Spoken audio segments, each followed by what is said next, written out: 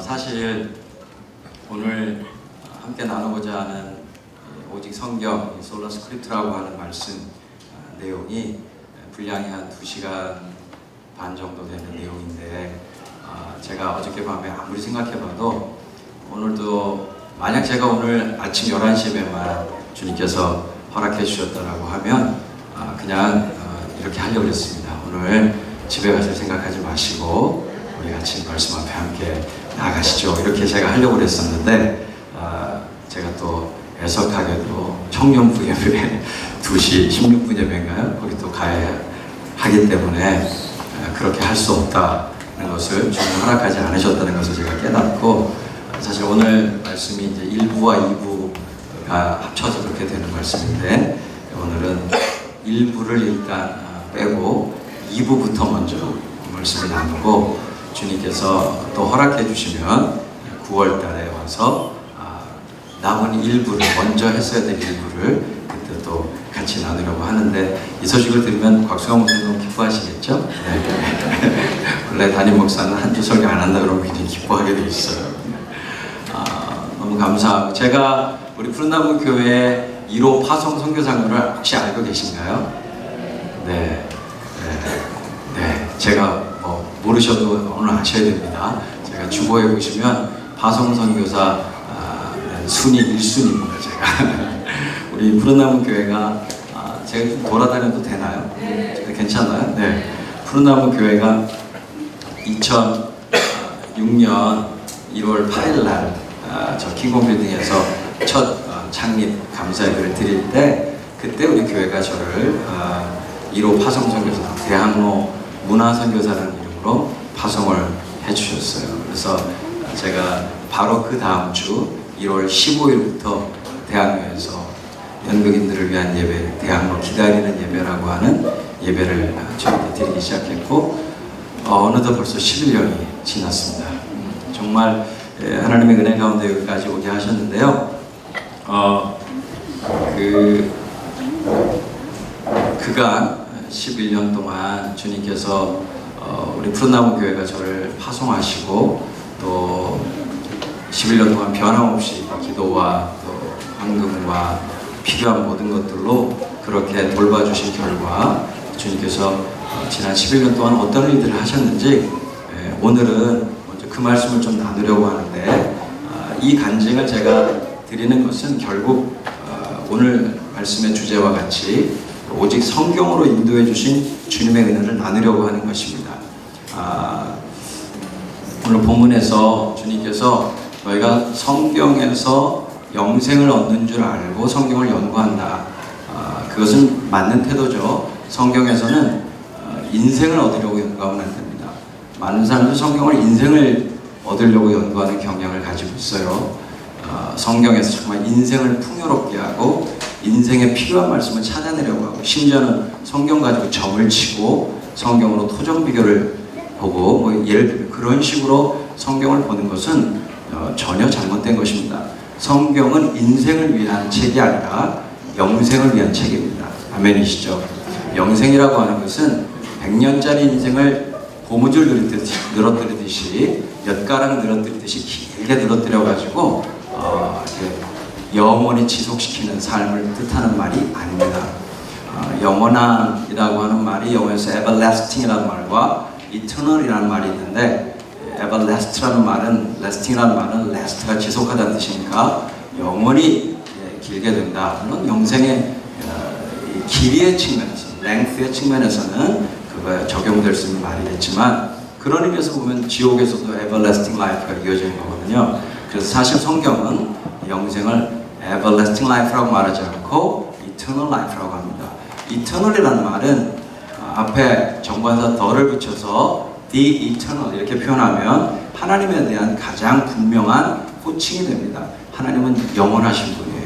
그래서 eternal life는 단지 오래 사는 걸 말하는 것이 아니라 divine life, the life of God, 하나님의 삶을 말하는 것이에요. 그래서 하나님이 누리시고 계시는 영원한 하나님의 삶에 우리를 초대하시는 것이 바로 영생의 초대인 것이죠. 성경은 인생을 위한 책이 아니라 영생을 위한 책이에요. 그런데 하나님께서 우리에게 그 영생을 주시는 방식은 어떻게 주시는 것이냐면 성경을 통해서 예수님께로 나아가서 우리의 영생의 전부가 되시는 요한일서 5장의 말씀처럼 예수 그리스도가 우리의 영생이시니라. 예수님이 우리의 영생이시거든요. 우리의 모든 삶이 예수님으로부터 왔습니다. 그래서 예수님을 전부로 소유하게 되는 것이 바로 영생의 핵심이에요.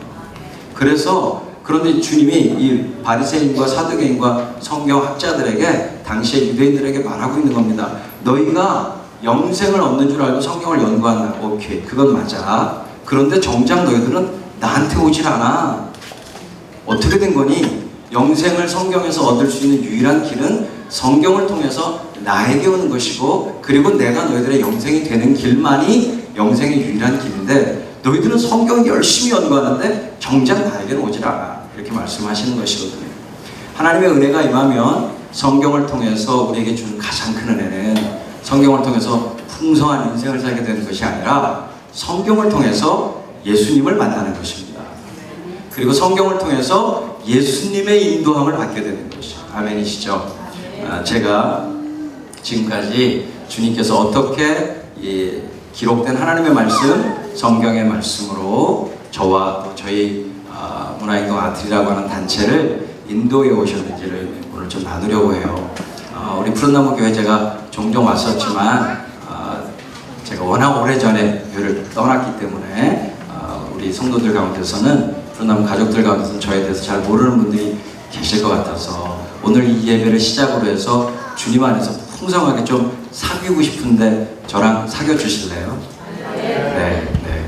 저는 여자는 저희 집사람밖에 안 사귀니까 그건 여자서가 아니라 정말 성도의 교제로 주님 오시는 그날까지 함께 사귀었으면 좋겠는데 괜찮으시겠어요? 네, 아멘입니다.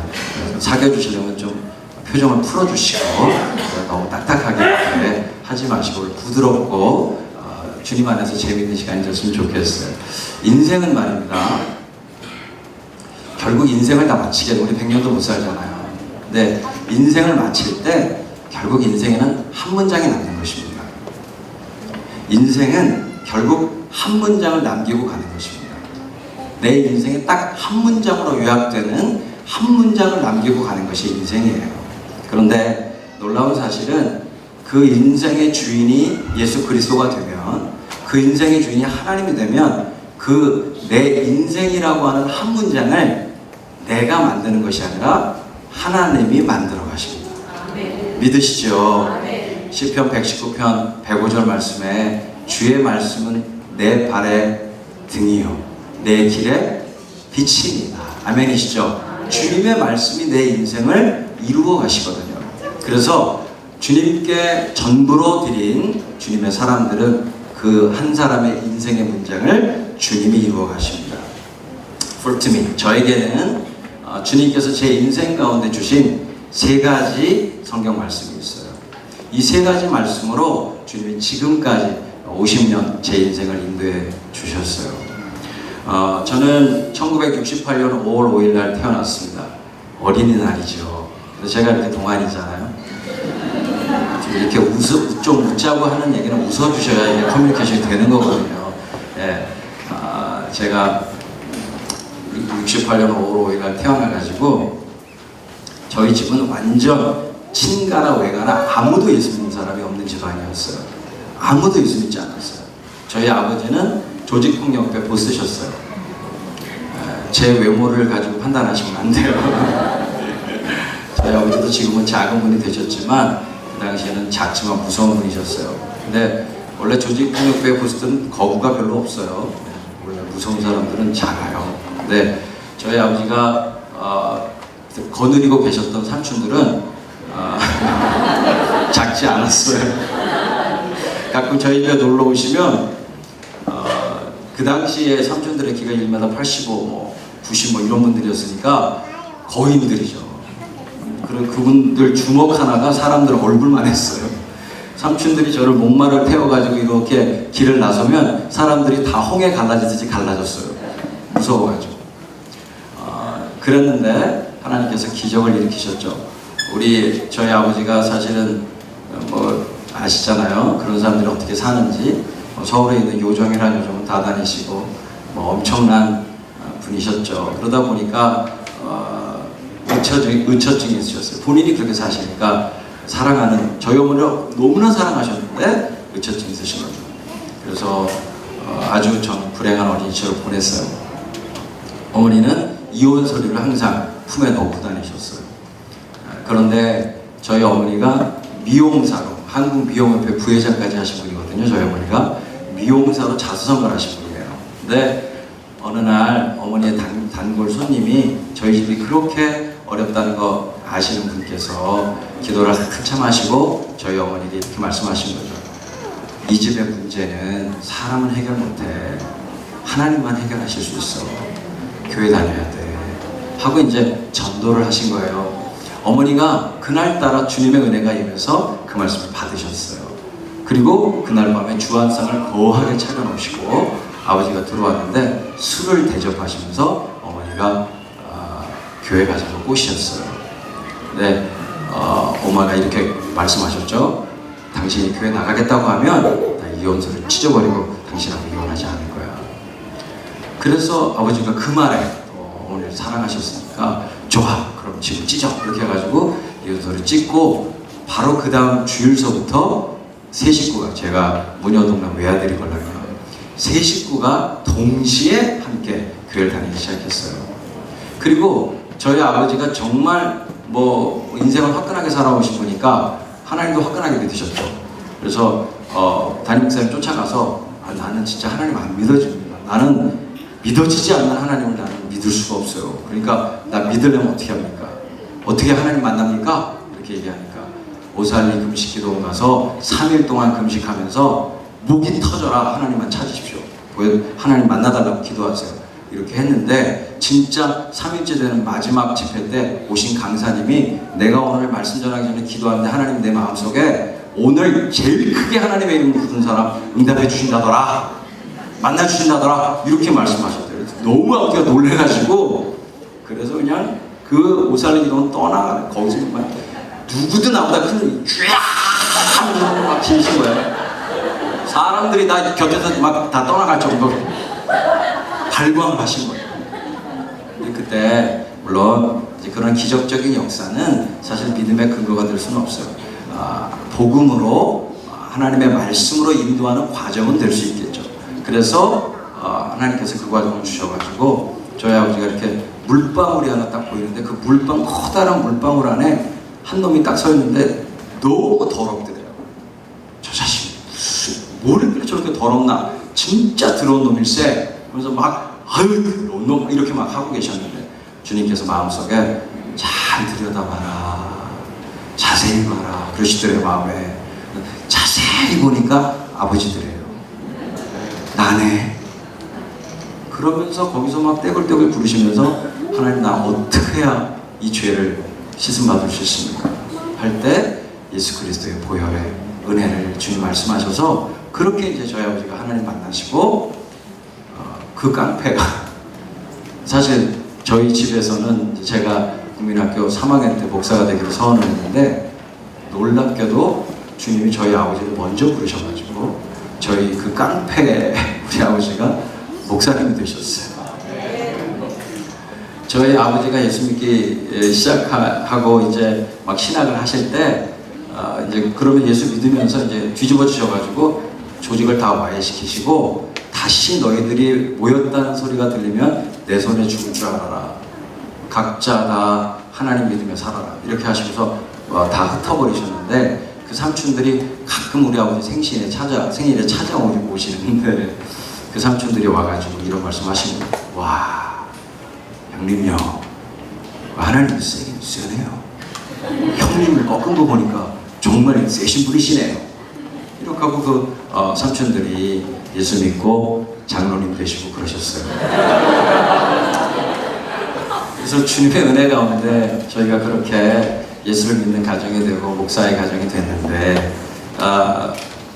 제가 이제 저희 아버지 목사 되기 전에 목사님 되시기 전에 이제 다니던 교회에 초등학교 4학년 때였는데 갑자기 어느 날 선생님이 저에게 너 관영아 내일부터 학교 끝나면 교회로 와 왜요? 보면 너 이번에 부활주일날 연극해야 돼. 너 캐스팅 됐어. 캐스팅이 뭐예요? 배우 하는 거야. 배우가 뭐예요? 와보면 알아. 그래서 제가 학교 끝나고 갔더니만 이제 부활절날 하는 공연을 준비하기 시작하는데 제목이 아브라함의 믿음이었어요. 아브라함 얘기는 뭐 모리아산 얘기 제가 주일학교 때 교회 모시받기도 들었지만 왜 부활주일날 아브라함의 믿음을 하는지는 몰랐어요. 나중에 알고 보니까 아브라함에게 주셨던 믿음이 부활의 믿음이더라고요. 그래서 제가 캐스팅이 됐는데 그 아브라함 모리아산 사건에서 캐스팅이 됐는데 제가 어떤 배역을 저한테 맡겼을 거라고 생각하세요? 네? 여기서 아브라함 그러시면 제가 굉장히 마음이 상하죠. 제가 5월 5일날 태어났다 그랬잖아요. 네. 당연히 지금도 귀엽지만 그때 더 귀여웠기 때문에 당연히 이삭이었어요. 근데 부활주일날 저녁에 이 제단을 만들어 놓고 거기 제가 딱 누웠는데 꽁꽁 묶여가지고 딱 눕힘을 당했는데 그때 갑자기 뭐 그 모리아산 얘기는 제가 너무 잘 알았고 뭐 부끄러운 고백이지만 제가 교단에서 하는 무슨 성경 퀴즈대회니 뭐 이런 건 항상 제가 1등을 해서 교회 자랑이었었기 때문에 성경을 지식적으로는 제가 너무 초등학교 때부터 충분히 잘 알았거든요.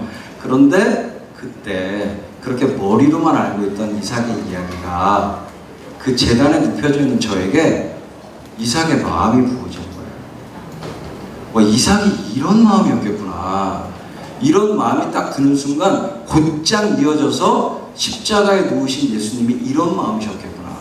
그 어린 초등학교 국민학교 4학년짜리의 마음에 예수 그리스도의 마음이 부어지는 거였어요. 제가 그때 놀라운 경험을 했어요. 와, 이게 그냥 문자로 읽는 성경이 아니라 내게 임하는 말씀, 하나님의 마음이 부어지는 시간이었어요. 그래서 제가 그 제단을 위해서 아무도 모르게 펑펑 울었어요. 그리고 그때 제 마음에 결심을 했어요.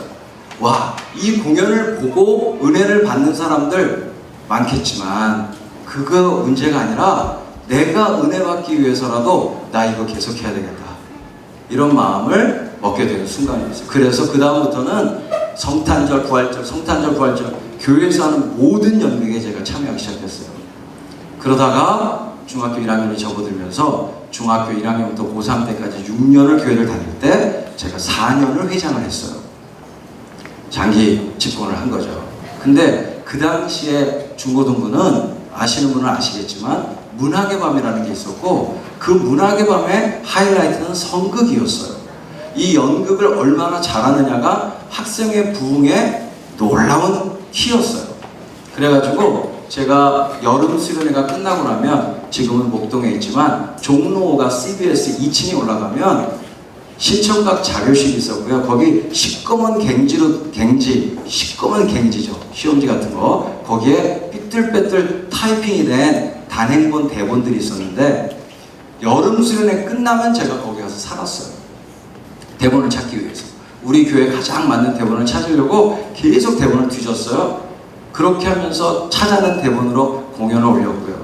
올리다 보니까 어느 날은 저희 문학의 주제에 맞는 대본이 없고 또 저희 교회 사이즈에 맞는 그런 대본이 없어서 그래서 어쩔 수 없이 제가 그렇게 대본을 읽다 보니까 제가 써도 되겠더라고요.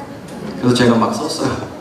대본을 지금 생각하면 너무 부끄러운 대본들이지만 그렇게 해가지고 공연을 올리면 그 당시에 한국교회 성령의 비상한 역사가 있던 시절이잖아요. 그 허접하고 말이 안 되는 대본과 작품인데도 불구하고 와 그냥 그 문학에 매운 사람들에게 하나님의 은혜가 임하는 거예요. 그래서 그 당시 제가 굉장히 무식할 때였기 때문에 막 은혜 받는 그 친구들에게 오늘 이 공연의 주인공처럼 예수 믿을 사람 손들어! 이렇게 하면 막 다 애들이 손들었어요. 나와! 그럼 다 나왔어요. 무릎 꿇어! 그럼 다 무릎 꿇고 자 예수님 영접해! 그럼 막 제가 영접 기도하면 다 영접하고 이렇게 해서 문학의 밤이 끝나고 나면 학생회가 항상 배가 2배가 3배가 했어요.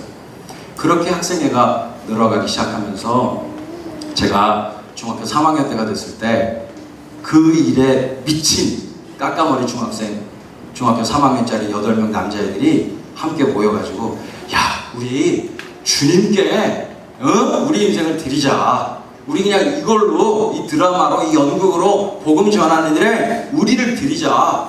이렇게 헌신이 일어났어요.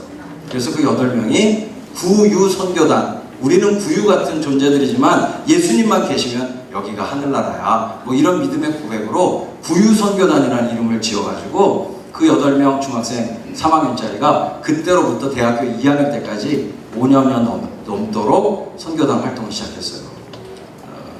앞에 걸린 이름은 거창했어요. 종합문화선교단체 구유선교단.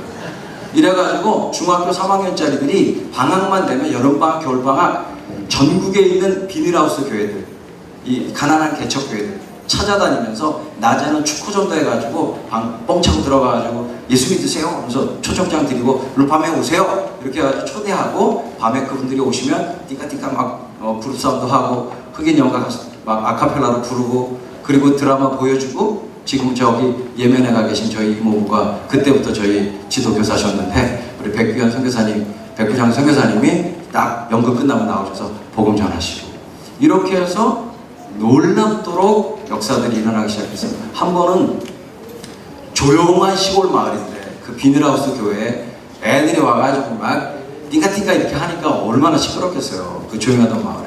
이장님이 나중에 알고 보니까 너무 착한 분이신데 이분이 막 너무 화가 나시니까 또 심성이 착한 분이라 본인이 맨정신으로 못 가겠고 술을 거나하게 드시고 발로 뿡 차고 들어오셔가지고 뭐 하는 짓이요 이 조용한 마을에 이러면서 막 소리를 지르셨어요. 저희가 그분을 체구는 작은 분이셨는데 저희 아이들은 또 저희 친구들은 체구가 꽤 큰 친구들이 있었거든요. 친구들이 싹 옆에서 팔짱을 끼고 번쩍 들어가시고 바깥으로 나와서 집에까지 모셔다 드리면서 조금 말씀을 드렸었죠. 그래서 제가 이러이러한 아이들인데 이장님 내일 한 번만 술 드시지 마시고 와주세요. 이렇게 하고 그분에게 저거저거 이렇게 복음을 나눴었는데 근데 그분이 그 다음날 진짜 맨정신으로 오신 거예요.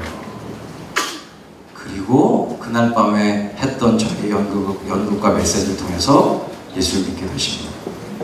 그래서 그 이장님이 나중에 그 당시에는 그 비닐하우스 교회 교역자가 전도사님이셨는데 김진효 전도사님이라고 분이셨는데 그분이 나중에 저한테 전화를 하셨는데 몇 년도인지는 기억이 정확히 안 나는데 전화를 하셔가지고 관영아 고마워. 왜요? 선생님 그때 그 이장님 있잖니. 네 우리 교회 장로님 되셨어. 그리고 우리 교회 지금 건축해. 신갈지역에 있는 교회인데 건축해. 이 신갈지역에서 제일 큰 예배당을 주셨어. 근데 그분이 건축위원장이야. 그렇게 간증을 해주신 거예요. 어쨌든 하나님께서 이 말도 안 되는 중학생들, 고등학생들을 데리고 놀라운 일들을 주님이 하셨어요. 그러다가 이제 대학교 2학년 되면서 저희 친구들이 군대 가고 이러면서 팀이 Y가 됐는데 제가 이제 대학원, 신대원 1학년이 됐을 때 저를 이렇게 자라나게 해줬던 저희 아버지 목사님을 만드셨던 여기 말죽거리 영일 감리교회라고 있어요. 양재동에. 그 교회 담임 목사님께서 사실 저를 총신에 보내셨는데 저는 뭐 총신이 뭔지 장신이 뭔지 다 모를 때죠. 근데 그냥 저는 순종했어요. 목사님 말씀, 하나님 말씀 같아서 총신 가. 그래서 내가 총신을 갔는데 이제 목사님이 너 신대원 갔으니까 다시 우리 교회 와야 돼. 그래가지고 장로교 신학을 하고 있는 제가 감리교 모교에 돌아가서 감리교 신학생들과 함께 전도사 생활을 3년을 같이 했어요. 근데 그때 제가 모교로 돌아갔을 때 저희 담임 목사님께서 저에게 관영아 네가 자라난 인생의 여정을 보니 하나님께서 너를 문화사역자로 부르시는 걸 분명해. 너는 일반 목회 하지 말고 그리고 너는 신학자도 하지 말고 넌 기독교 문화사역자가 되라. 제가 여전히 그분은 저에게 하나님 같은 분이셨기 때문에 아멘 목사님 말씀대로 순종할게요 하고 제가 아멘 했더니만 목사님이 네가 순종했으니까 내가 너에게 페이버를 줄게. 너 우리 교회에 있는 동안 마음껏 한번 네 마음대로 실험을 해봐. 그래서 저에게 제안을 하셨어요. 극단을 한번 만들어봐. 아멘입니다 하고 그때 만들어진 극단이 1991년도에 극단 말죽거리라는 극단을 만든 거예요. 근데 왜 말죽거리냐면 그 교회가 말죽거리에 있었기 때문이에요. 그 극단의 이름을 딱 받은 저희 초기에 모였던 극단 멤버들이 저희 집사람이 그 극단 초대 총무인데 그런데 그 극단 이름을 들은 저희 멤버들이 너무 실망해서 어떻게 세상 그렇게 촌스러운 이름을 지어줄 수가 있느냐고 세계적인 이름을 지어주셔도 모자랄 판에 너무 마음에 안 든다고 해서 막 입이 다 대빨처럼 나왔어요. 그래서 제가 목사님께 쫓아가서 목사님 너무 죄송한데 저희 단원들이 너무 싫어합니다 이름을. 목사님 좀 바꿔주세요. 그랬더니 목사님께서 야 왜 그 이름이 싫어? 야 그거 내가 영적인 의미를 담은 거야. 말죽거리가 어떤 동네인지 너희들 아니? 한양에 과거 시험 치르러 오는 사람들이 말죽거리에서 마지막으로 그 말죽거리 주막줄에서 말에게 죽먹이면서 주막에서 쉬면서 호흡을 가다듬고 충분히 쉰 다음에 그 다음에 사대문 안으로 들어와서 과거 시험 치르는 거야. 천성을 향해 가는 성도들에게 문화적인 쉼터가 되주라는 뜻이야. 그리고 감찰사나 암행어사들이 어명을 받들고 지방으로 갈 때 여기 말죽거리에서 처음으로 말 갈아타는 곳이야. 하나님의 사명을 받고 세상으로 나가는 일꾼들에게 문화적인 도구를 제공해 주라는 뜻이야. 이런 영적인 의미를 내가 담은 건데 그래도 싫어? 이렇게 말씀하시는데 전혀 안 싫어지더라고요. 너무 좋아요 목사님. 이렇게 내려와서 제가 그 설명을 하고 그랬더니 저희 식구들 다 은혜를 받았어요. 근데 그 말죽거리라는 촌스러운 이름이 얼마나 큰 은혜의 방편이 됐는지 몰라요. 아니 교회에서 만들어진 극단이, 근데 제가 이제 목사님께 그렇게 말씀드렸죠. 저는 목사님 교회에서 만드는 극단이지만 교회 안에서만 공연하고 싶진 않아요. 대학로에 1년에 한 편씩 창작하는 극단 하고 싶어요. 그랬더니 목사님 해. 근데 그렇게 하는데 뭐 필요한 게 있어. 그래서 돈이요. 그랬더니 목사님 그래 알았어. 그래가지고 정말 그 교회 전폭적인 지원을 받으면서 그때부터 1998년 12월에 헌집주께 새집다오라는 작품까지 거의 10작품 가까이를 창작해서 대학에서 올리기 시작했죠. 그랬는데 그 말죽거리라는 이름이 촌스럽다 보니까 저희는 굉장히 무식했거든요. 저희 같은 교회 극단을 어디 뭐 조선일보, 중앙일보, 동아일보, 조중동에서 내주겠어요? 내줄 리가 없죠. 저희는 딱 이렇게 프레스킷을 만들어가지고 보도자료를 만들어가지고 아예 기자들을 다 딱 이렇게 서칭해서 딱 정확하게 안 다음에 조선일보, 중앙일보, 동아일보 신문사 앞에서 새벽에서 기다렸어요. 그리고 그 문화부 기자가 딱 나타나면 안녕하십니까. 저희는 극단 말죽거리입니다. 이러면서 그걸 드리고 반드시 한 번만 내주시길 부탁드리겠습니다. 이런 식으로 아주 정말 지금 생각하면 정말 돈키호테처럼 했죠. 그러니까 이 기자들이 그거를 읽어보고 내주시겠어요? 교회 연극인데 당연히 확 쳐박아 두죠. 절대 안 내주죠. 그런데 기자들도 글을 쓰다 보면 갑자기 글감이 떨어질 때가 있잖아요. 그 당시만 해도 공연이 이렇게 많을 때가 아니었기 때문에. 그러면 저희가 생각나는 거예요. 촌스러운 말죽거리가. 그래서 그걸 끄집어내서 써주는 거죠. 그래서 말죽거리가 교회 극단 치고는 조중동에 가장 많이 나왔어요. 그러면서 알려지기 시작해서 저희가 만들었던 작품 중에 가마솥에 누룽지 뭐 이런 작품은 한국연극협회가 주는 극본상을 받기도 했더랬어요. 그랬는데 그렇게 말죽거리 시절이 10년 정도 지나가면서 주님이 제 마음 안에 이 기독교 연극이 정말 아름답게 발전하기 위해서는 기획사가 필요하다. 이걸 전문으로 기획해주고 잘 돌봐주는 기획사가 있어야 되겠다.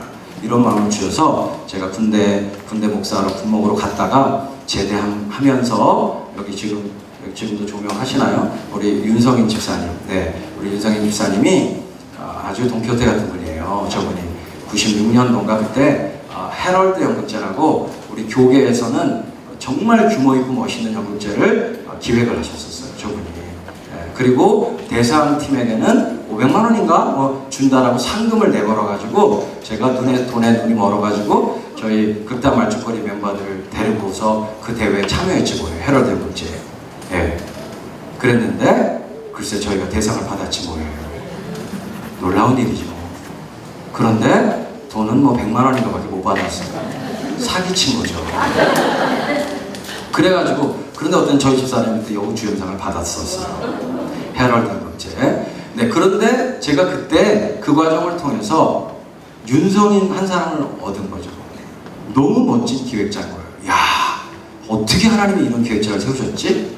마음 한편에서는 그게 질투가 나요. 나보다 더 뛰어난 기획자가 있다니. 있을 수 없는 일인데 교회에서는. 이런 생각을 했었더라고요. 그래서 제가 군에서 제대하면서 주님이 기획사에 대한 마음을 주셨을 때 찾아갔죠. 그리고 윤성인 대표님, 우리 집사님에게 같이 일합시다. 우리 같이 일합시다. 그랬더니 윤성인 집사님이 그래도 목사님 같이 일하려면 돈이 필요합니다. 그럼 얼마를 모을까요? 그래서 아무리 없어도 우리가 100만 원은 가지고 시작해야 됩니다. 그럽시다 그러면 100만 원. 그래서 저는 이제 군목 제대하면서 있었던 퇴직금을 이렇게 긁어가지고 50만 원을 냈는데 50만 원씩 내기로 한 거거든요. 저는 어디서 뭐 돈을 있어서 가져온 줄 알았더니 나중에 알고 보니까 겁도 없이 카드를 긁어가지고 50만 원 해가지고 온 거예요. 그래서 100만 원 가지고 저희 아버지가 개척하셨던 교회 거실에서 이 문화기획 나들목이라고 하는 기획사가 시작이 된 것이죠.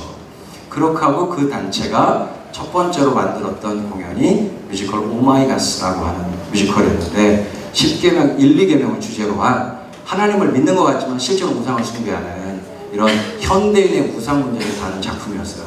그 작품을 2년 동안 업그레이드해서 유준상 아세요? 네, 그 TV도 안 보시고 성경만 읽는 우리 풋나무 가족들이 어떻게 유준상을 아시는지는 잘 모르겠어요. 어쨌든 유준상이라고 있어요. 노현이 아세요? 아이고 어떻게 아시죠? 송창인이 아세요? 잘 모르시는구나. 송창인은 박건영 뭐 하여튼 이런 친구들이 이렇게 출연해가지고 여기 예술의 전당에서 더 플레이라는 이름으로 2002년에 공연을 했는데 그게 스포츠 조선이 주는 한국 뮤지컬 대상을 2002년에 받은 거예요. 교계에서 만들어진 기획사가 세큘러에서 주는 이런 뮤지컬계의 상을 받는 최초의 사건이었죠. 그래서 엄청난 스포트라이트를 받게 됐고 그리고 정말 그 단체가 이제 주식회사가 돼가지고 뮤지컬 대상 수상 기념 공연을 하게 됐는데 제가 이 과정 가운데 제가 신학대학원을 다니던 시절에 주님으로부터 하나의 말씀을 받았어요. 그 말씀이 뭐였냐면 로마서 1장 14절 말씀인데요. 한번 성경 찾아보실까요? 로마서 1장 14절 네, 한번 찾아보시죠. 로마서 1장 14절 같이 읽겠습니다. 로마서 1장 14절 말씀.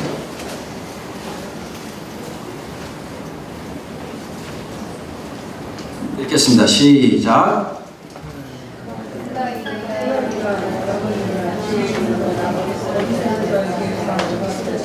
네, 제가 세 번역으로 다시 한번 읽어요. 나는 그리스 사람에게나 미개한 사람에게나 지혜가 있는 사람에게나 어리석은 사람에게나 다 빚을 진 사람입니다. 빚진 자다 이런 얘기인데요. 이 말씀을 제가 신대원 시절에 하나님으로부터 이 말씀을 받을 때 이제 한 교수님을 통로로 해서 이 말씀에 담겨 있는 사도 바울의 자신의 구원을 인식하는 이 3 스테이지에 대해서 배웠어요.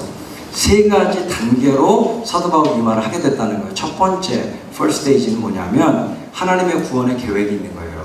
하나님께서 이방인을 구원하기 위한 구원의 계획을 갖고 계시는데 이 구원 계획 때문에 second stage에 오면 사도 바울이라고 하는 존재를 구원하신 거예요. 그러니까 사도 바울이 이방인들의 구원 계획에 하나님의 은혜로 끼워주셔서 이방인의 사도가 되기 위해서 하나님이 그를 구원해 주신 거죠. 그래서 third stage에 가면, last stage에 가면 사도 바울은 자신의 구원을 인식할 때 나는 이방인에게 내 구원을 빚지고 있다. 그래서 빚진 자라고 말하게 된다는 것이에요. 사도 바울은 자신의 구원이 자기가 구원받을 만한 아무런 가치가 없는데 이방인들 때문에 구원을 받았다는 것이죠. 우리 사랑하는 푸른나무 가족 여러분, 여러분의 구원을 그렇게 인식하고 계세요? 내가 구원받을 만한 아무 자격이 없는데 하나님께서 나를 구원하신 것은 나를 통해서 누군가를 구원하시기 위한 하나님의 계획 안에서 구원받은 것임을 여러분 인정하세요? 아멘입니다. 나의 구원은 나에게 목적이 있는 게 아니에요. 나를 통하여 복음을 받고 구원을 받을 그 영혼과 대상 때문에 의미가 있는 구원인 것이죠. 사도 바울이 그렇게 인식했다는 거예요. 제가 이 말씀에 부딪히면서 그때까지 제 인생의 문장은 이것이었어요. 나 김관영은 하나님 영광을 위하여 그리고 교회를 위하여 기독교 연극계를 위하여 정말 모두가 깜짝 놀랄 만한 레미제라블이나 캐스를 능가하는 뛰어난 기독교 뮤지컬을 기독교 작품을 만든다.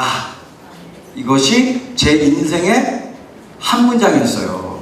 그런데 그때까지 제 인생의 한 문장이 이거였는데 하나님께서 이 로마서 1장 14절에 딱 부딪히게 하시면서 표현하자면 첫 번째 컨버전이 일어났는데 첫 번째 전환이 일어났는데 그 컨버전이 뭐였냐면 목적어가 바뀌는 거였어요. 목적어를 주님이 바꿔주시는 거였어요. 아하, 내 인생의 목적어는 좋은 작품이 아니구나. 하나님께서 내 인생의 한 문장을 이뤄가실 때 내게 있어서 중요한 인생의 목적어는 좋은 작품이 아니구나. 좋은 작품은 하나의 매개체에 불과할 뿐이고 실제로 내 인생의 목적어가 되어야 되는 건 작품이 아니라 사람이구나. 연극쟁이들이 내 인생의 목적이 되어야 되겠구나. 주님이 저에게 일으키신 전환이었어요. 그래서 제 인생의 목적어가 이 로마서 1장 14절 때문에 목적어가 교체되는 의미를 두렸어요. 나 김관영은 대학로와 공연예술계의 연극쟁이들을 하나님의 사람과 자녀가 되게 하는 일에 공연을 통해서 섬기고 봉사한다. 이렇게 제 인생의 문장의 목적어가 교체가 된 것입니다. 그랬는데 주님께서 이제 인터CI라고 하는 주식회사를 만들어서 이 일을 더 플레이라고 하는 작품의 대상 수상 기념 공연을 하게 하셨는데, 그때 저희들이 그때까지 상은 받았지만 진빚이 한 4억 5천 정도 됐어요. 그러니까 이 빚을 갚기 위해서 주주들이 내걸었던 조건이 아마 저희들 보고 더 열심히 하라는 뜻이었겠지만, 이 대상 수상 기념 공연 한 번에 나오는 수익을 가지고 너희들의 지금까지의 빚을 갚아라. 여기까지는 인정해 주겠다. 이렇게 하셔가지고 저희가 욕심을 낸 거죠. 그래서 소년 다윗에게 사울의 갑옷을 입힌 것처럼 소극장에서 출발한 이 소극장의 다이내믹스를 가지고 있는 이 더 플레이라는 뮤지컬에게 사울의 갑옷을 입힌 거예요. 그래서 코엑스의 오디토리움이라고 하는 1000석이 넘는 공간, 대통령이 연두의시하는 곳인데 아주 럭셔리한 공간이죠. 그런데 공연장으로는 그때까지만 해도 전혀 쓸모가 없는 공간이었어요. 거기에 뮤지컬을 하기 위해서 돈을 때려 박았죠. 그러는 바람에 이미 공연은 망하는 길로 가고 있었던 것인데, 제가 그 당시에 혼자 다니면서 거의 표를 2만 장 가까이를 팔았는데, 그런데 너무 죄송한 얘기로 이 공연이 망할 게 눈에 보이는 거예요. 이제 그렇게 되면서 제 안에 너무 놀라운 일이었는데, 하나님을 향한 이 반역성이 올라오기 시작하는데 이런 거예요. 하나님, 제가 제 인생 어려서부터 지금까지 이 문화사역에 내 인생을 헌신했는데 하나님 결국 이렇게 망하게 하십니까? 예? 결국 이렇게 망합니까?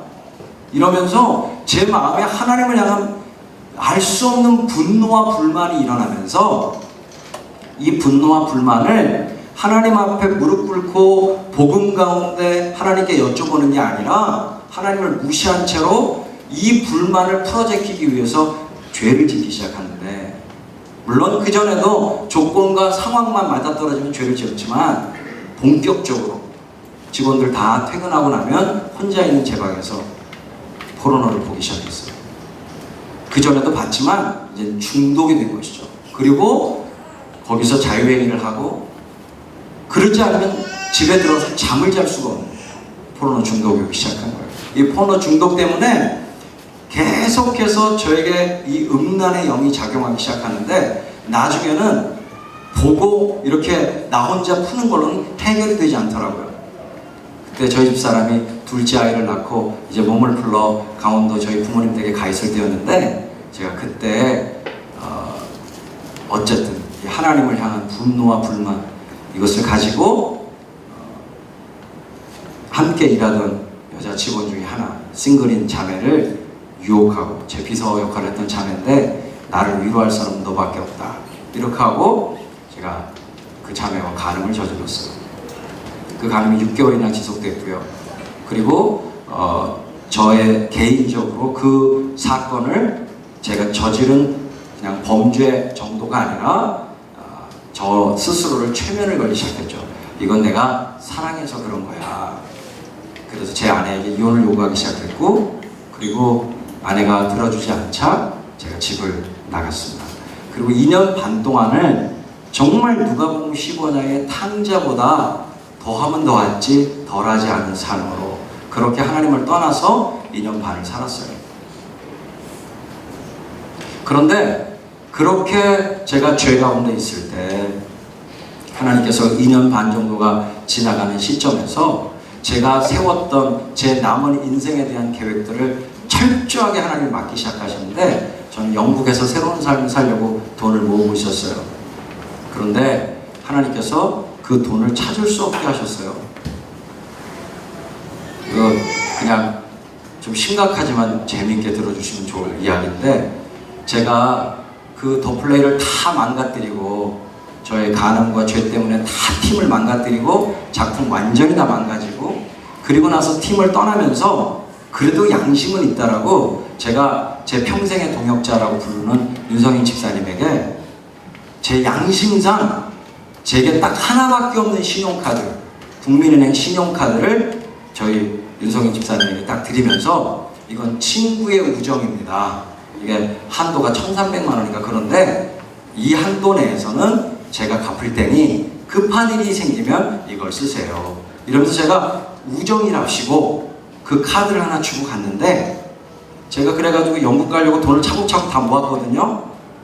그 밖에서 혼자 살면서 그랬는데 그 돈을 정기적금으로 모아놓고 찾으러 은행에 딱 갔는데 은행 직원이 뭐라고 하냐면 하필은 제가 국민은행에 들었는데 국민은행 직원이 죄송합니다. 카드 빚이 많으셔서 이 돈을 찾으실 수 없어요. 나는 카드를 쓴 일이 없어요. 무슨 말씀이에요? 난 신용카드가 없는 사람입니다. 근데 아니요? 하나 있으세요. 없는데 있으세요. 그런데 왜 못 찾아요? 그 한도를 다 쓰셨고요. 그리고 더 이자가 붙어가지고 여기 지금 모으신 돈을 다 그 신용카드 갚는데 쓰셔야 돼요. 그래서 우리는 못 줍니다. 그런 거예요. 제가 깜짝 놀랐어요. 이게 무슨 일이야? 그리고 그때 불현듯 윤성인 기사님께 줬던 카드가 딱 떠오르는 거예요. 아 불쌍! 진짜 다 썼나 보구나. 그래서 저의 영국으로 가려던 계획은 수포로 돌아가고 은행문을 딱 나섰는데 하나님을 향한 반역성이 또 올라오는 거죠. 하나님 이러신다고 제가 못 갈 줄 아십니까? 영국에서 불러온 제 친구가 얼마든지 저에게 모든 걸 다 해줄 수 있습니다. 제가 나중에 갚으면 되죠. 이러면서 이상한 그 하나님을 향한 악한 마음을 가지고 은행문을 딱 나섰는데 주님이 제 뒤통수에 대고 딱 한마디를 들려주시는데 관영아 이제 그만해. 이제 그만해. 그리고 사도행전 9장의 다메섹 도상에서 예수님께서 바울에게 하셨던 말씀 중에 하나 이런 말씀이 있거든요. 21장과 26장에 바울이 회고하는 장면이 나오는 말씀인데 바울아, 사울아, 네가 가시돋친 채찍을 네 발로 발길질하면 네 발만 아파. 예수님이 바울에게 그런 재밌는 말씀도 하셨었거든요. 저에게 똑같은 말씀 주시는 거예요. 이렇게 하면 더 나가면 너만 아파. 이제 그만해. 그 말씀을 딱 뒤통수에 듣고 제가 제 혼자 사는 자취방까지 어떻게 걸어왔는지 몰라요. 걸어와서 2년 반 만에 처음 성경책을 펴는데 성경책을 제가 구석 제 책 맨 밑에 박스 밑에 넣어놨었거든요. 그걸 부랴부랴 찾아가지고 딱 놓고 무릎을 꿇었는데 성경책을 펴고 그냥 펴고 나오는 것을 읽기 시작했는데 읽을 수가 없더라고요. 눈에 들어오질 않아요. 무슨 뜻인지 하나도 모르겠어요. 그 성경을 읽다 말고 성경이 눈에 들어오지 않으니까 그냥 무릎을 꿇고 기도를 하려고 무릎을 꿇었는데 뭐라고 기도를 해야 될지 모르겠는 거예요. 2년 반 동안 완전히 영적인 감각이 다 무너진 거죠. 기도를 할 수가 없는 거예요. 제가. 어떻게 기도해야 될지 모르겠는 거예요. 근데 눈을 딱 감는 순간 저도 모르게 튀어나온 한마디가 있었어요. 그게 제 기도의 전부였는데요. 그 한마디가 아버지였어요. 저도 모르게 툭 튀어나온 말 한마디. 아버지. 그 이후에 몇 시간이 지났는지 제가 무슨 기도를 했는지 기억나지 않아요. 온 방을 떼굴떼굴 구르면서 얼마를 울었는지 몰라요. 그러면서 누가복음 15장의 그 탕자처럼 제 마음에 결단이 일어났어요. 나 아버지에게로 돌아가야 되겠다. 아버지 나 아버지께로 돌아갈래요. 그 결단 끝에 분열이 일어나서 제 결단이 흐려지면 안 될 것 같아서 바로 공중전화로 뛰어가서 시골에 계신 강원도 원통에 계신 아버지에게 전화를 걸었어요. 어머니가 받으셨어요. 어머니 안녕이에요. 나 집으로 가요. 어머니가 말씀을 못하세요.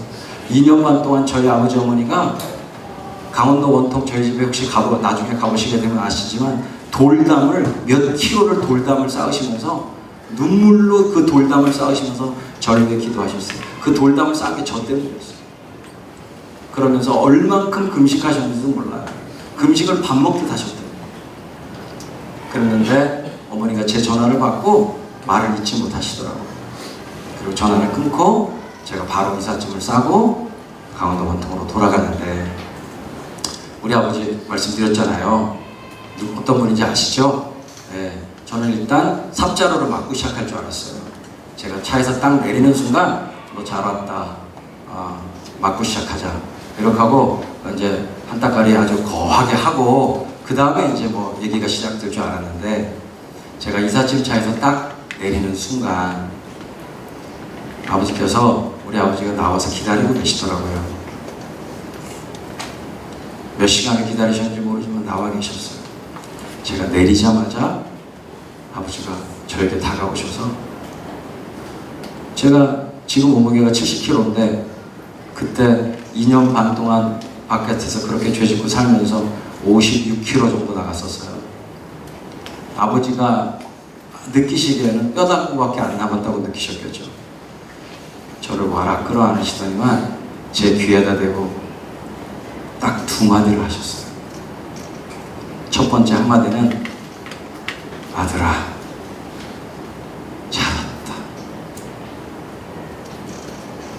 두 번째는 넌 지금부터 6개월 동안 아무것도 하지 말고 밥만 먹고 잠만 자라.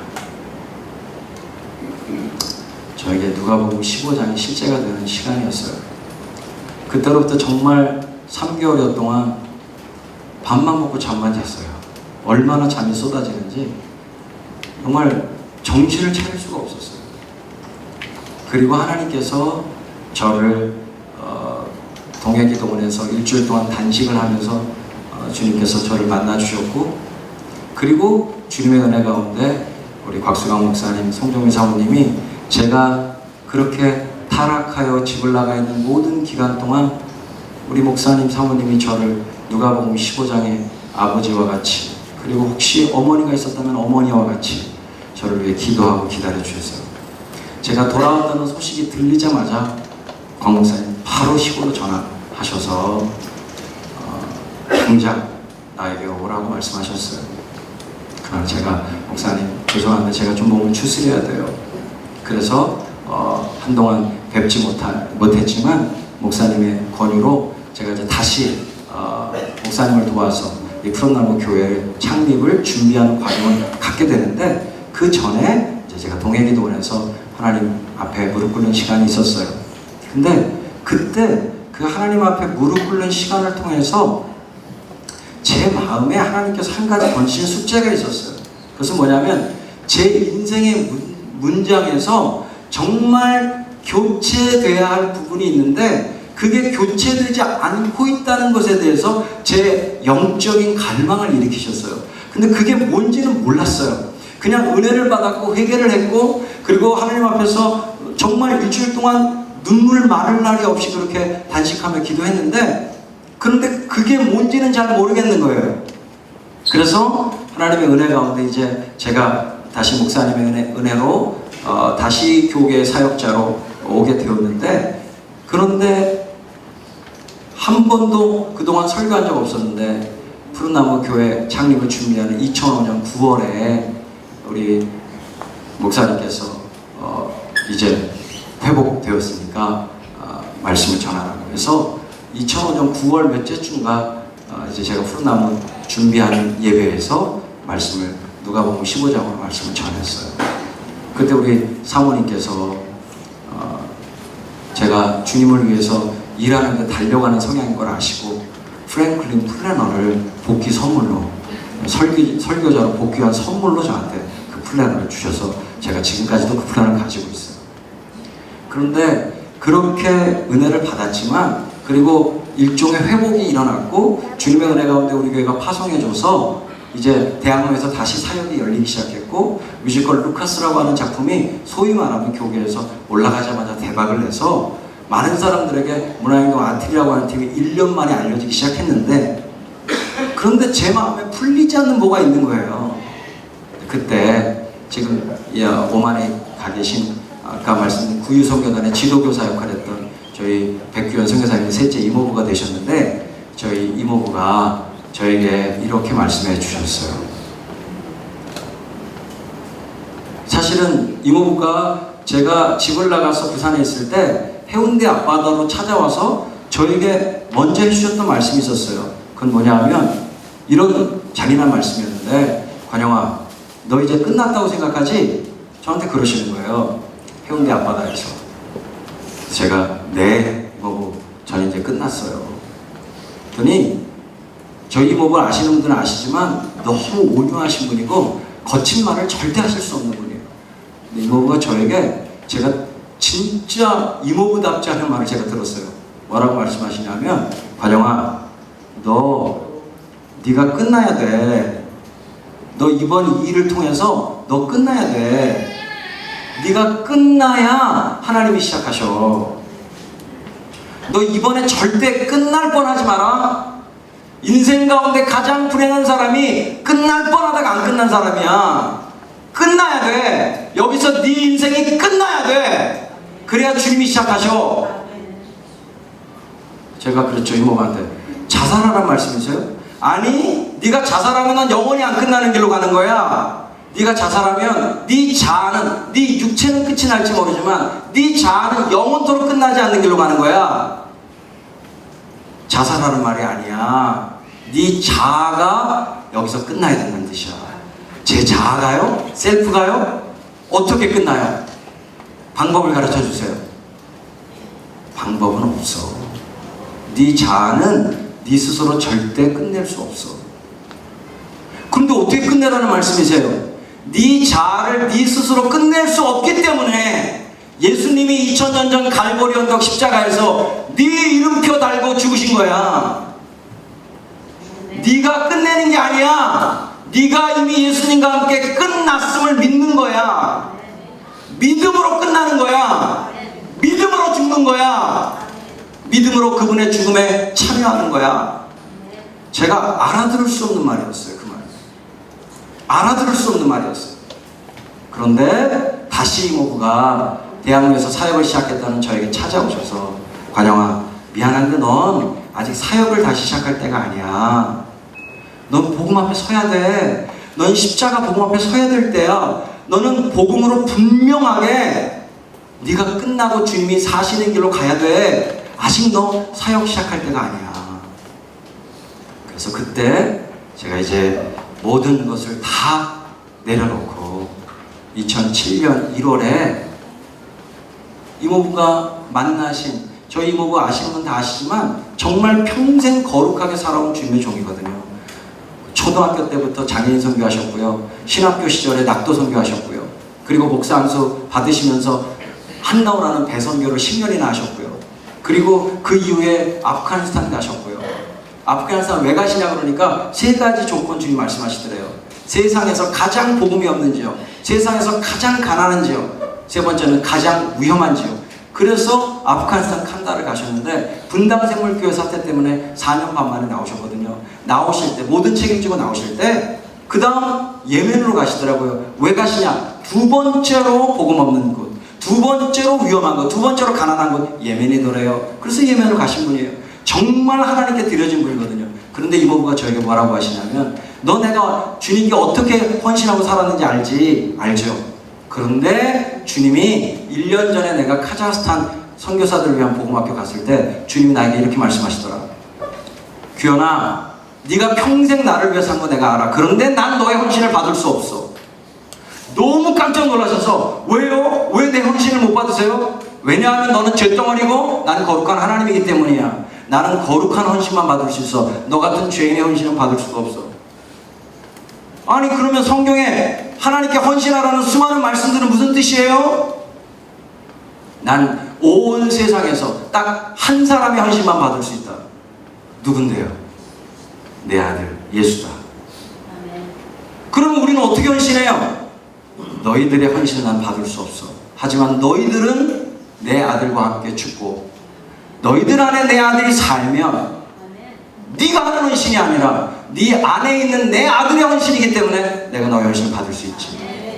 근데 넌 지금까지 네가 한 거야. 이 충격 앞에 털썩 주저앉아서 주님께 울부짖을 때 주님께서 그림으로 표현하자면 십자가 위에서 예수 그리스도가 피 흐르는 손을 내려주시면서 귀환아 내 손 잡아라. 이제까지 너로 살아왔던 인생 여기서 끝내고 이제부터 내가 네 안에 사는 인생으로 새로 시작하자. 인생을 끝내고 영생을 시작하자. 초대해 주셔서 믿음으로 그 손을 잡았을 때 정말 복음성가에 있는 가사처럼 주님의 손에 나의 손을 포개고 주의 발에 내 발을 포개고 주님의 존재에 나의 존재를 포개어서 나는 죽고 예수님이 사시는 삶이 시작됐다는 거예요.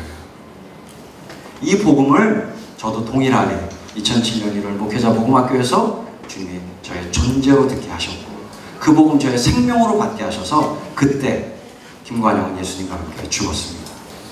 그리고 제 안에 예수님이 사시는 삶으로 주님이 바꿔주셨어요. 이것이 바로 제 인생의 두 번째 본문 갈라디아서 2장 20절이에요. 내가 그리스도와 함께 십자가에 못 박혔나니 그런즉 이제는 내가 사는 것이 아니요 오직 내 안에 그리스도께서 사시는 것이다. 내가 이제 육체 가운데 사는 것은 나를 사랑하사 나를 위하여 자기 자신을 버리신 하나님의 아들을 믿는 믿음 안에서 사는 것이다. 이 갈라디아서 2장 20절이 저에게 두 번째 컨버전을 주셨던 말씀이었어요. 하나님의 은혜 가운데 제 인생의 문장에서 정말 바뀌어야 할 바로 그 자리, 주어의 자리가 바뀌는 은혜였습니다. 그날 이후로 제 인생의 문장의 주어는 더 이상 제가 아니라 예수 그리스도로 바뀌었어요. 내 안에 살고 계시는 하나님의 아들 예수 그리스도가 하나님의 영광과 주님의 몸된 교회와 대한민국의 연극쟁이들을 위하여 친히 그분의 복음을 전하시고 일하시는, 그런데 저같이 쓸모없는 죄덩어리를 하나님의 은혜로 하나님의 일에 끼워주셔서 표현하자면 주어의 자리에 있던 제가 부사구 처리가 되는, 부사구라고 하는 건 원래 없어도 문장이 되는 거거든요. 주어에서 부사구의 자리로 하나님이 저를 옮겨주셨어요. 여러분, 내 인생의 한 문장에서 주어가 바뀌는 경험이 일어나지 않으면 죄송하지만 거듭난 것이 아니고 하나님이 받으시는 헌신이 될 수가 없습니다. 내가 하는 헌신은요, 사람들이 나 인정해주면 교만해지고요, 사람들이 나 무시하면 아주 분노하고 비참해집니다. 그러나 내 안에 사시는 예수 그리스도의 헌신은요, 절대로 사람들의 인정과 평판 따위에 흔들리지 않습니다. 하나님의 은혜 가운데 제가 시간이 길어져서 짧게 요약하자면 세 번째 제가 만났던 본문은 고린도전서 2장 2절 본문이었는데요. 제가 요약해드리자면 내가 너희 가운데 있을 때 나는 예수 그리스도와 그분의 십자가에 못 박히신 것 외에는 아무것도 알지 않기로 결정하였다 라는 말씀이세요. 제가 복음을 생명으로 받은 다음에 제 삶의 탑 프라이어리티가, 제 삶의 최우선순위가 복음이 되었습니다. 저는 복음이 가장 저에게 중요한 것이 되었고 가장 더 알고 싶은 게 복음이 되었는데, 그런데 어느 날 주님이 여러 가지 은혜의 과정 가운데 저에게 말씀해 주셨어요. 관영아, 너의 인생에서 십자가의 복음이 예수 그리스도가 가장 중요해진 건 맞아. 그래서 너 복음에 네가 가장 많은 너의 관심이 있는 거 내가 알아. 그런데 미안하지만 나는 십자가의 복음이 전부된 사람들에게 주는 은혜가 따로 있어. 넌 아직 복음 말고도, 십자가 말고도, 예수님 말고도 너무 알고 싶은 게 많아. 넌 그런데 난 내 아들 예수와 그의 십자가에 못 박히신 것 외에는 아무것도 알지 아니하기로 결정한 사람들에게 주는 은혜가 따로 있어. 난 너에게 그 은혜를 주리 원해. 내 삶의 가장 최우선순위였던 십자가의 복음이 저의 삶의 전부가 되는 세 번째 컨버전이었어요. 저는 우리 푸른나무 가족들, 제가 겪었던 이 세 가지 컨버전의 과정 가운데 계실 거라고 생각해요. 사랑하는 우리 가족들 안에 이 세 가지 컨버전이, 이 세 가지 전환이 반드시 일어나시기를 주의 이름으로 축원합니다. 주님께서 너무 놀랍게 은혜를 주셔서 제가 이와 같이 변화되고 나니까 저와 함께 10여 년 동안 대학로에서 함께 공연을 만들고 일해왔던 친구들이 저에게 다가오기 시작했고, 그 친구들이 목사님에게 일어난 그 변화 저도 받고 싶어요. 그래서 그 친구들 함께 복음 앞에 서게 하셨고, 그리고 그 친구들이 저와 함께 공연을 만들어가는 과정 가운데 이 복음을 만나면서 그들의 입술에서 터진 고백은, 목사님 저 이제 더 이상 대학로 공연할 수 없어요. 왜? 누구든지 나를 따라오려거든 자기를 부인하고, 여러분 불교와 기독교가 어떻게 다르죠? 불교는 자기를 비우는 겁니다. 계속 자기를 비워요. 자기를 비우는 이유가 뭐죠? 자기를 완성하려고 비우는 거예요. 해탈하려고. 자기를 완성하려고 자기를 비우는 게 불교입니다. 그러나 기독교는 어떻죠? 기독교의 복음은 자기를 비우는 게 아니에요. 자기를 내려놓는 게 아니에요. 기독교의 복음은 자기를 비우거나 내려놓는 수준을 말하지 않습니다. 자기를 통째로 부정하는 거예요. 셀프 디나이얼이에요. 나 자신을 부정해버리는 것입니다. 이게 복음의 핵심이에요. 나를 부정하면 누가 남습니까? 오직 예수 그리스도만 남는 거죠.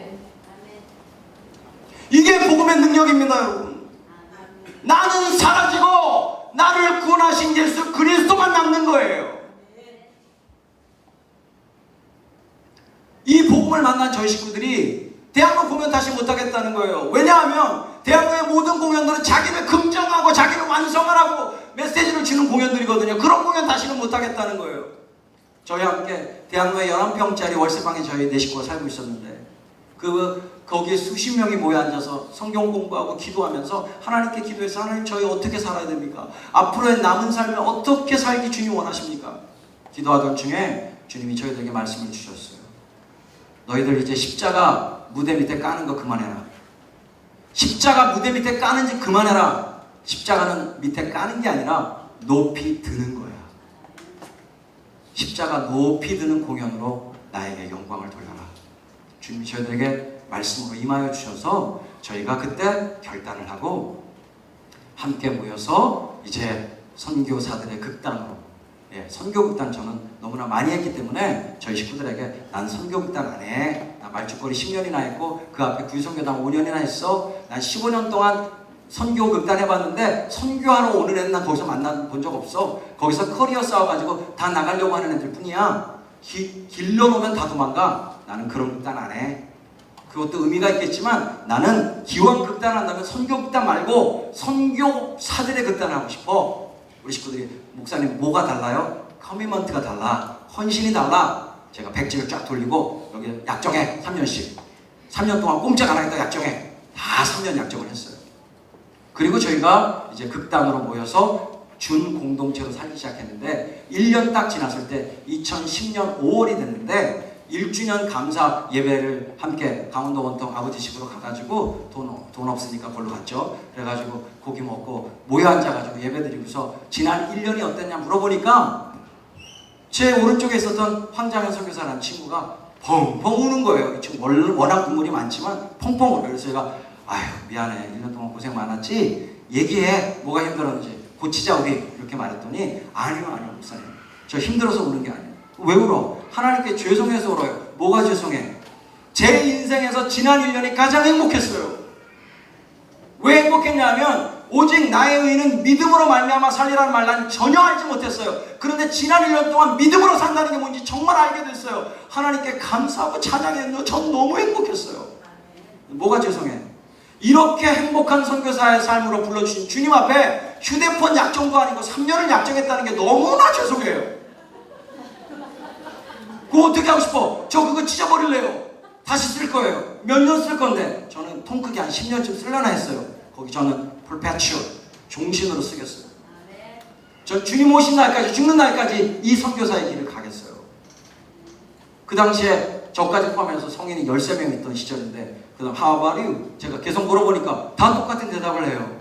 그 12명 중에 한 사람이 저희 집사람인데, 참고로 여러분들이 궁금해하실까봐 복음의 능력으로 2007년 1월에 복음 앞에 설 때 저희 집사람 손잡고 함께 복음학교 가게 하셨고요. 하나님께서 아무도 예상하지 못, 저희 가정 다 깨질 거라고 예상했는데 하나님께서 날마다 더 시온이 되게 하셔가지고 전 지금도 저희 집사람 보면 가슴이 떨려요. 지금도 떨리고 있습니다. 너무 큰 은혜로 주님이 저희 가정을 완전하게 회복하셨고, 저희 가정 회복에 대한 간증만 해도 제가 1시간을 넘게 해야 되는데, 하나님의 은혜 가운데 저희 식구들이 이제 그렇게 12명이 이렇게 다 종신선언을 하는 거예요. 그런데 저희 집사람이 그 12명 중에 한 명인데 저한테 물어보지도 않고 종신선언을 하는 거예요. 그래도 부부인데 저한테 물어봐야 될 거 아니에요. 사실 저는 3년만 딱 해놓고 독립시키고 저는 제 길을 가려고 생각하고 있었거든요. 그래서 제가 3년 쓰라고 한 거였거든요. 그런데 마누라가 종신을 썼으니 저도 고민이 되는 거죠. 저희 식구들 중에 누군가 저에게 목사님은 어떠세요? 라고 물어봐 주길 바랬는데 아무도 물어봐 주지 않아요. 당연할까라고 생각하는 거죠. 많은 분들이 제가 문화행동 아트리라고 하는 이 선교단체를 이끄는 줄 알지만 천만의 말씀입니다. 이 단체가 저를 이끌어준 거예요. 저도 그 당시 아직 들떨어져가지고 체면이 남아있는지라 난 아니야 이런 말을 못하고 저도 종신을 쓸 수밖에 없었어요. 그리고 1년이 또 지나가는데 저희 식구들이 2010년 말쯤 됐을 때 두 가지가 너무 힘들다는 거예요. 저희 식구들이 그 당시만 해도 이제 인천 끝자락에 사는 친구들이 많았는데, 저희가 공동체가 극단이 되면서부터 재정 원칙은 하나님께서 주시는 재정으로 저희 팀에 필요한 모든 걸 다 쓰고 남으면 대표인 저부터 막내까지 n분의 1로 나눴거든요. 그러니까 간신히 그게 한 달 차비 정도 되는 금액인데 뭐 평균 한 10만 원 정도 돼요. 10만 원 정도가 저희들에게 사역비로 나가는데, 우리 식구들이 두 가지가 뭐가 힘드냐 하면 첫 번째는 잠이 너무 부족하다는 거예요. 그러니까 잠자고 바로 새벽에 나와야 되고, 아침 9시부터 저희가 2시간 말씀 기도하고 1시간 웜업하고 2시간 점심에 먹고 그 다음에 작품 연습하고 저녁에 공연하니까 이런 생활을 2년 가까이 하다 보니까 잠이 너무 부족해가지고 몸이 너무 피곤한데 마음은 너무 기쁜데 잠자고 싶대요. 두 번째, 이제는 집에 갈 차비가 없대요. 그래서 집에 갈 때 마지막 그 기차가 갈 수 있는, 전철이 갈 수 있는 끝에까지 간 다음에 내려서 항상 집에까지 걸어 다녔더라고요. 할증료 낼 수 있는 택시비가 없으니까. 제가 그 얘기 듣고 너무 마음이 아파서 왜 나한테 말 안 했어? 그랬더니 목사님 나랑 똑같이 받으시는데 말해봤자 마음은 아프시죠. 그럼 이 두 가지를 어떻게 해결할 수 있을까? 저희 같이 기도하다가 주님이 또 말씀으로 격려해 주시면서 함께 사는 것밖에 없겠다. 저비용 고효율로 우리 주님 함께 헌신하려면 같이 사는 게 좋겠다. 그래서 저희가 공동체가 되기로 결정을 한 것입니다. 함께 살기로. 뭐 대단한 신앙적 이유로 결정한 게 아니라 정말 practical reason으로 정한 거예요. 아주 실제적으로 이게 필요했던 거예요. 그래서 공동체를 결단하는데, 아시는 분은 아시지만 저희 80년대에 신학을 했던 학번들은 신학의 화두 중에 하나가 공동체였거든요. 교회가 공동체성을 회복해야 된다. 이게 저희 신학의 화두 중에 하나였어요. 제 친구, 선배, 후배들이 공동체 많이 열었거든요. 지금까지 살아남은 공동체는 2-3개밖에 안 돼요. 모든 공동체들이 안타깝지만 6개월에서 1년 사이에 깨지더라고요. 제가 깨진 이유를 그 다음에 곰곰이 살펴보니까 2가지였어요. 첫 번째, 자기 부인이 실제가 아닌 거예요. 자기를 부인해야지만 공동체가 되거든요. 자기 부인이 실제가 아닌 거예요. 그러니까 깨질 수밖에 없고, 두 번째 이유는 뭐냐면 퇴로를 차단하지 않는 거예요. 다시 말하자면 자기 프라이빗 재산을 전부 다 놓고 온 거예요. 그러니까 아니 공동체를 하면 싸움이 안 날 수 없거든요. 컨플릭트가 반드시 있어요. 근데 그 컨플릭트 일어나면 내가 너하고 왜 이렇게 싸워야 되니? 너는 너, 나는 나로 살자. 이렇게 하고 헤어져 버리거든요. 공동체가 절대 되지 않아요. 제가 저희 식구들에게 말했어요. 자, 우리 논리적으로 생각해보자. 우린 주님 앞에 종신 선교사들, 헌신한 사람들이다. 공동체로 살면 종신 공동체다. 우리가 서로 장례식 치러줘야 된다. 그러면 공동체 깨지지 않는 길로 가야 되는데, 그러려면 방법은 우리 테러를 차단하잖아요. 엘리사가 자기 결의소 다 잡아 처리해버리고 다 꺾어버리고 나서 엘리야 따라간 것처럼 우리도 주님 그렇게 따라가죠. 그래서 영적인 일이 뭐 돈이 있어봐야 얼마나 있겠어요. 뭐 엄마가 시집가라고 모아준 돈 2천만 원, 뭐 25년 뮤지컬 배우 하면서 모았던 뭐 정말 열심히 모은 거죠. 한 5천만 원. 제일 많은 사람이 그 정도 수준. 나머지 500만 원, 300만 원, 뭐 100만 원 뭐 이런 거지만 집착을 하려 치면 100만 원도 크잖아요, 사실. 그런데 저희 식구들이 그 말에 하나님의 말씀으로 반응하고 순종한 거예요. 그래서 다 과정이 필요했지만 제로로 다 털었어요. 그리고 또 한 가지, 보험을 다 해지하자. 보험이 있는 한 우리 공동체 안 된다. 그래서 보험을 다 제로로 털고 국민건강의료보험 하나만 남겨두고 다 없애버렸어요. 그리고 저희들이 함께 공동체로 시작할 때 주님이 집을 주셔야 공동체를 시작하죠. 집을 주셔야 되잖아요. 저희 집사람한테 제가 요단강 밟아야 열어주시지 짐 싸. 그래서 부동산에 내놓으니까 금방 나가더라고요. 저희 트렁크 2개 딱 들고 서준이 서인이 지금 저희 큰아들이 20살짜리 인도에 선교사로 나갔는데 두 녀석 데리고 이제 동가식 서가숙을 한 달 반 동안 했어요. 애들이 너무 익사이팅 하는 거예요. 맨날 물어봐요. 서준이가 아빠 오늘 어디서 자? 너무 재밌다는 거예요. 그게 날마다 잠자리가 바뀌고 너무 재밌대요. 물론 이제 어떤 전사님 한 곳에 제일 많이 있었지만 하나님의 은혜 가운데 그렇게 저희 식구들이 다 저를 따라서 하기 시작했고 한 달 반 만에 주님이 꿈에도 그리던 방 7칸짜리 집. 당시에 어른 13명에 애들 4명인데 17명이 살기에 안성맞춤인 집을 주셔가지고 저희가 경기도 고양시에서 2011년 5월 29일 날 첫날 밤을 함께 짜릿하게 공동체로 보냈죠. 그리고 놀랍게도 주님이 그 단체를, 그 종신 선교사들의 극단인 이 무식하게 짝있는 이 단체를 주님이 지난 6년 동안 단 한 번도 굶기신 적이 없고, 저희 한 번 해외 나갔다 그러면, 해외 중동 아프리카 아울렛이 갔다 그러면 평균 항공료가 5천만 원 이상인데 한 번도 비행기 값이 없어서 비행기를 못 탄 적이 없고 빚지고 비행기 타본 적이 없고 지금까지 저희들의 모든 필요에 대해서 살아계신 하나님께서 정말 놀랍도록 완벽하게 채워주셨습니다. 그런 은혜 가운데, 주님의 은혜 가운데 지난 5월 29일 2017년 5월 29일 하나님의 은혜 가운데 저희들에게 주님께서 만 6년이 맞춰지는, 공동체 만 6년이 마감되는 그 마지막 날 하나님께서 대학로에 기독교 한국 개신교 역사 130년 만에 첫 번째 기독교 뮤지컬 전용 극장을 저희들에게 허락해 주셨어요. 작은 극장 광야라는 이름의 200여 석의 자그마한 극장이지만 하나님께서 마음껏 하나님 찬양하라고 그 극장을 저희들에게 내어주셨습니다. 저 개인으로는 대학로에 나간 지 만 25년 만의 일이었습니다.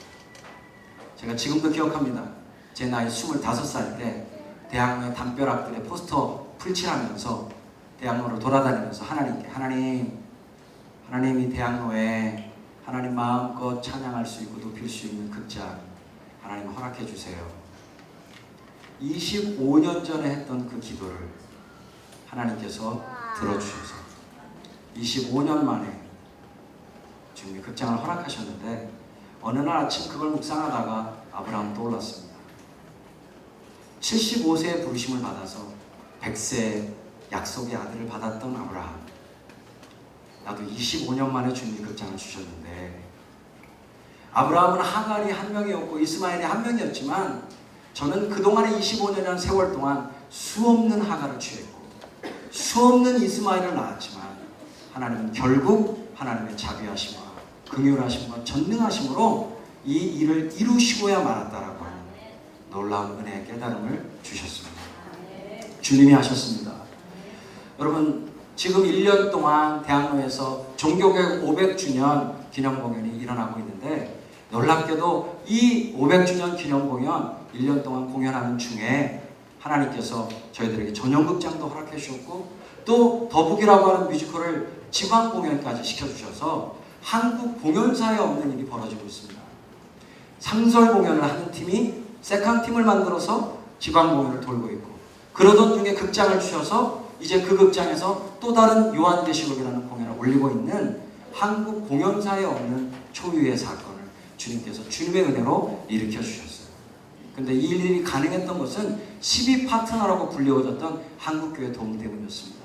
1월부터 12월까지 이 대관료 1,000만 원을 지불해 주시고 우리를 위해서 기도해 주시고, 그리고 저희는 또 하나님께 받은 감사의 마음으로 1000장의 티켓을 드리면 그 1000장의 티켓을 교회가 마음껏 전도하는 데 쓰실 수 있는 그런 은혜로운 동역의 관계를 주님이 허락하셔서 1월부터 12월까지 작년 9월에 12파트너를 다 결정해 주시고 저희가 공연을 시작하게 하셨어요. 사랑하는 우리 모교회, 저희 파송교회 푸른나무 교회가 10월에 파트너십니다. 우리 교회 비록 1000명이 안 되는 교회지만 주님께서 역사하시면 우리 푸른나무 식구들을 통해서 1000명을 능히 극장으로 불러주실 거 저는 확신합니다. 아멘. 제가 최근에 일어나고 있는 이런 놀라운 주님의 역사들을 어느 분하고 함께 나누는 때 그분이 이런 얘기를 하셨어요.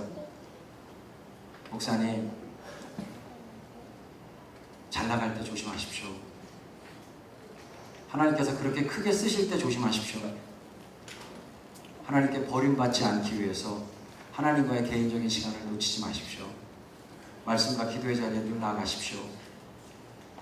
제 마음에 큰 찔림이 있었어요. 왜냐하면 진짜 저도 일을 좋아하는 존재다 보니까 또 그리고 이 놀라운 일에 또 우리 윤성희 집사님 함께 부르셔서 저와 다시 파트너로 또 함께 섬기는 자리에 부르셔서 놀랍게 다시 제 평생의 기도 제목 중에 하나가 옛날에 동역자들 같이 일하게 해주세요 라고 하는 것이었는데, 정말 주님이 은혜 주셔서 함께 가게 하셨는데, 윤성희 집사님이나 저나 성향 자체가 맡겨주시면 달려가는 성격이라 그 말이 너무 저에게 찔림이 됐어요. 최근에 정말 주님과의 독대하는 시간이 줄어든 것도 사실이고 기도하는 시간들이 줄어든 것도 사실이었기 때문에 저에게 굉장히 경계가 됐어요. 그래서 그 말씀에 대해서 아멘입니다 라고 답해드리고, 그 다음에 제가 그분과 헤어지고 나서 제가 조심하겠습니다 이렇게 답하고 약속한 다른 장소로 운전하면서 운전하고 가는데 이상하게 제 마음이 편하질 않아요. 그분과의 대화 가운데 제 마음이 편하질 않아요. 너무 마음이 힘들어요. 너무 어려워요. 그래서 제가 운전하고 가면서 주님께 여쭤봤어요. 주님, 제 마음이 왜 이렇게 어렵죠? 제 마음이 왜 이렇게 답답하죠? 바른 경고의 말을 들었고 그 다음에 제가 바르게 응답했는데 저 왜 이렇게 마음이 답답합니까? 하면서 주님께 여쭤보는데 주님이 제 마음에 이렇게 답변하시더라고요. 관영아, 너 나한테 버림받기 싫지? 그럼요. 절대 싫죠. 너에게 지금 맡겨준 그 자리 놓치고 싶지 않지? 그 자리 잘 지키고 싶지? 그럼요. 너 사람들에게 존경받는 거, 인정받는 거 정말 계속 존경받는 자리로 네 인생 끝나고 싶지? 당연하죠, 주님. 근데 관영아, 너 잘 들어라. 난 말이다. 네가 버림받기 싫어서, 나한테 버림받기 싫어서 나에게 기도하고 말씀 읽고 나랑 독대하는 거, 나 그거 싫어. 내가 너에게 준 사명의 자리, 그거 잘 완수하기 위해서 나와 기도하고 나에게 내 말씀 듣고 나와 개인적인 시간을 갖는 거, 그거 나 싫어.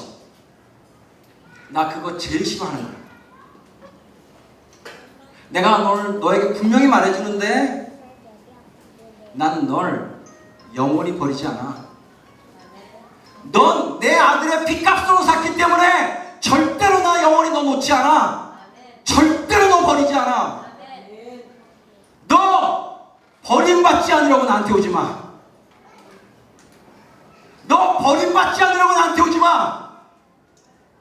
난 네가 날 사랑해서 오길 바래. 난 너랑 사랑하고 싶어. 난 너랑 더욱 뜨겁게 사랑하는 아버지와 아들이 되고 싶어.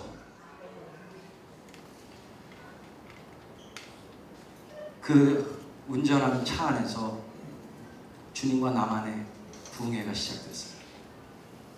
내 사랑하는 주님, 아버지, 나 버림받기 싫어서 아버지한테 가는지 다시는 안 할 거예요.